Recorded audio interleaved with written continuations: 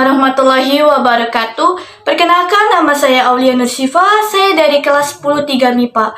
Alhamdulillahilladzi an'amana bi nikmatil iman wal islam wa nusallimu ala khairil anam Sayyidina Muhammadin wa ala alihi wa sahbihi ajmain. Amma ba'du. Yang saya hormati guru agama saya dan para sahabat-sahabat semua yang saya banggakan. Pertama-tama marilah kita panjatkan puji dan syukur atas kehadirat Allah Subhanahu wa taala yang telah melimpahkan banyak nikmat, terutama nikmat iman, nikmat Islam, sampai nikmat sehat walafiat kepada kita semua. Tidak lupa salawat dan salam tercurahkan kepada Nabi Muhammad SAW, keluarganya beserta para sahabatnya. Semoga kita mendapatkan syafaatnya dan mendapat petunjuk hingga hari kiamat nanti. Amin amin ya robbal alamin. Berdirinya saya di sini yaitu untuk memenuhi tugas proyek saya dalam mata pelajaran pendidikan agama Islam dan budi pekerti kelas 10 SMA, dan saya juga di sini akan menjelaskan tentang materi bab 10 berjudul nikmatnya mencari ilmu dan indahnya berbagi pengetahuan. Semoga para sahabat semua yang saya banggakan bisa menerima dan memahami apa yang saya jelaskan. Apa saja yang akan saya bahas dalam video ini? Langsung saja, yaitu yang pertama, pengertian tentang ilmu, yang kedua, kewajiban menuntut ilmu, yang ketiga, hukum menuntut ilmu, yang keempat, keutamaan menuntut ilmu, dan yang kelima, yaitu dalil Al-Quran dan hadis. Pembahasan yang pertama yaitu tentang pengertian menuntut ilmu. Apa itu ilmu? Menurut Kamus Besar Bahasa Indonesia, memiliki arti pengetahuan tentang suatu bidang yang disusun secara bersistem menurut metode tertentu yang dapat digunakan untuk menerangkan gejala tertentu bidang pengetahuan tersebut. Sedangkan ilmu dalam bahasa Arab diambil dalam kata alima ya'lamu ilma, artinya mengerti, memahami dengan benar-benar.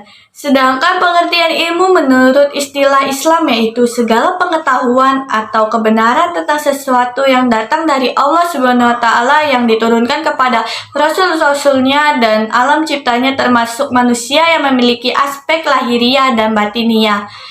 Pembahasan yang kedua yaitu kewajiban menuntut ilmu.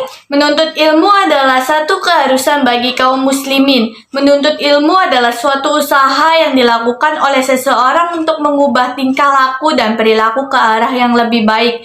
Sebab-sebab yang menjadi kewajiban menuntut ilmu, terutama ilmu agama, adalah sebagai berikut. Yang pertama, ilmu menjadi tonggak tegak agama. Yang kedua, ilmu menjadi penangkal adanya imperialisme. Yang ketiga, ilmu menjadi penangkal adanya ajaran yang bertentangan dengan syariat. Pembahasan yang ketiga yaitu hukum menuntut ilmu. Menuntut ilmu hukumnya wajib bagi setiap muslim. Banyak ayat Al-Quran dan hadis yang memberikan dorongan kepada umatnya untuk menuntut ilmu. Rasulullah SAW bersabda, "Tolabul ilmi faridotun ala kulli muslimin wal muslimah." Artinya, mencari ilmu adalah fardu bagi setiap muslim. Hadis riwayat Ibnu Majah. Ilmu pengetahuan mempunyai peran penting dalam kehidupan individu maupun bermasyarakat. Kewajiban dalam menuntut ilmu dibagi menjadi dua, yaitu sebagai berikut. Yang pertama, fardhu ain, ilmu yang wajib dipelajari setiap individu muslim maupun muslimah tanpa terkecuali dan tidak dapat diwakilkan. Contoh dari hukum fardhu ain yaitu mengenal Allah Subhanahu wa taala, ilmu mempelajari tentang ibadah-ibadah kepada Allah Subhanahu wa taala seperti sholat, puasa, dan lain sebagainya. Yang kedua, fardhu kifayah, ilmu yang wajib dipelajari minimal oleh satu orang dalam suatu wilayah sehingga kewajiban bagi orang lain menjadi gugur bila telah ada satu orang atau lebih yang telah mempelajari ilmu tersebut. Contoh seperti ilmu kedokteran, perindustrian, dan lain sebagainya. Pembahasan yang keempat yaitu keutamaan menuntut ilmu. Semua perkara yang diperintahkan Islam pasti akan bermanfaat dan membawa kebaikan bagi umatnya. Sebaliknya, perkara yang dilarang Islam pasti membawa mudarat bagi umatnya jika dilanggar. Menuntut ilmu adalah perkara yang diperintahkan dalam Islam. Dengan demikian, menuntut ilmu membawa banyak manfaat. Di antara manfaat itu adalah sebagai berikut.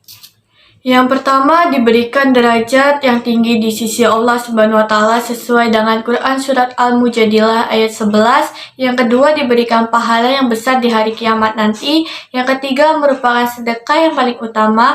Yang keempat, lebih utama daripada seorang ahli ibadah. Yang kelima, lebih utama dari sholat 1000 rakaat. Yang keenam, diberikan pahala seperti pahala orang yang sedang berjihad di jalan Allah Subhanahu wa taala. Yang ketujuh, dinaungi oleh malaikat pembawa rahmat dan dimudahkan menuju surganya. Pembahasan yang kelima yaitu dalil Al-Quran dan hadis. Quran surat At-Taubah ayat 122. A'udzu billahi minasyaitonir rajim. Bismillahirrahmanirrahim. Wa ma kanal mu'minuna liyanfiru ka'affah. Falaula nafaru min kulli firqatin minhum ta'ifatul liyatafaqahu fid dini wa liyunziru qaumahum iza raja'u ilaihim la'allahum yazzarun. Artinya, dan tidak sepatutnya orang-orang mukmin itu semuanya pergi ke medan perang. Mengapa sebagian dari setiap golongan di antara mereka tidak pergi untuk memperdalam pengetahuan agama mereka dan untuk memberi peringatan kepada kaumnya apabila mereka telah kembali agar mereka dapat menjaga dirinya? Quran surat At-Taubah surat ke-9 ayat 122. Hadis dari Ibnu Abdul Bar. Qala Rasulullah sallallahu alaihi wasallam, talabul ilmi faridotun ala kulli muslimin wa innahu talibal ilmi yastaghfiru lahu kullu say'in hatta haita'anu fi al-bahri. Artinya, Rasulullah sallallahu alaihi wasallam bersabda, mencari ilmu itu wajib bagi setiap muslim dan sesungguhnya segala sesuatu hingga makhluk hidup di lautan meminta ampun bagi penuntut ilmu. Hadis riwayat Ibnu Abdul Bar. Hikmah yang bisa dipetik dari materi nikmatnya mencari ilmu dan indahnya berbagi pengetahuan adalah: yang pertama, mendapatkan pahala yang mengalir terus-menerus. Yang kedua, ditinggikan derajatnya. Yang ketiga, dimudahkan jalan menuju surga. Yang keempat, diluaskan pengetahuannya. Yang kelima, agar tidak dimurkai Allah Subhanahu wa taala. Dan hikmah yang bisa dipetik dari kegiatan ini yang bertujuan untuk pemanfaatan teknologi adalah: yang pertama, sarana mendapatkan informasi yang lebih luas. Yang kedua, media belajar tanpa batasan. Yang ketiga, media pendukung pembelajaran. Yang keempat, meningkatkan kualitas pendidikan. Yang kelima, memudahkan akses pembelajaran. Kesimpulan dari materi ini yaitu: yang ke-1, jadilah orang yang berilmu pandai sehingga dengan ilmu yang dimiliki seorang muslim bisa mengajarkan ilmu tersebut kepada orang-orang yang ada di sekitarnya. Yang kedua, jadilah sebagai orang yang mau belajar dari lingkungan sekitar dan dari orang-orang yang pandai. Yang ketiga, jadilah sebagai orang yang mau mendengarkan ilmu pengetahuan. Setidaknya jika kita mau mendengarkan ilmu pengetahuan, kita bisa mengambil hikmah dari apa yang kita dengar. Yang keempat, jadilah sebagai orang yang menyukai ilmu pengetahuan, diantaranya dengan cara membantu dan memuliakan orang-orang yang berilmu, memfasilitasi aktivitas keilmuan seperti menyediakan tempat untuk pelaksanaan pengajian dan lain-lain. Yang kelima, orang yang tidak berilmu, tidak belajar, tidak mau mendengar, dan tidak menyukai ilmu. Jika di antara kita memilih yang kelima ini, maka kelak akan menjadi orang yang celaka. Pesan untuk semua para pelajar. Kegagalan adalah cara Allah Subhanahu wa taala untuk mengatakan, bersabarlah karena aku memiliki sesuatu yang lebih baik untukmu saat waktunya tiba. Jadi kita semua harus tetap semangat dan selalu berusaha dengan belajar dan berdoa yang sungguh-sungguh. Subhanakallahumma wa bihamdika asyhadu alla ilaha illa anta astaghfiruka wa atubu ilaik. Demikian isi materi yang bisa saya sampaikan. Semoga apa yang saya sampaikan dapat bermanfaat bagi kita semua. Jika ada kekurangan, mohon dimaafkan karena kesempurnaan sungguh hanya milik Allah Subhanahu wa taala saja. Wabillahi taufik wal hidayah. Wassalamualaikum warahmatullahi wabarakatuh. Out the door and drop the kiss, can't find it no more.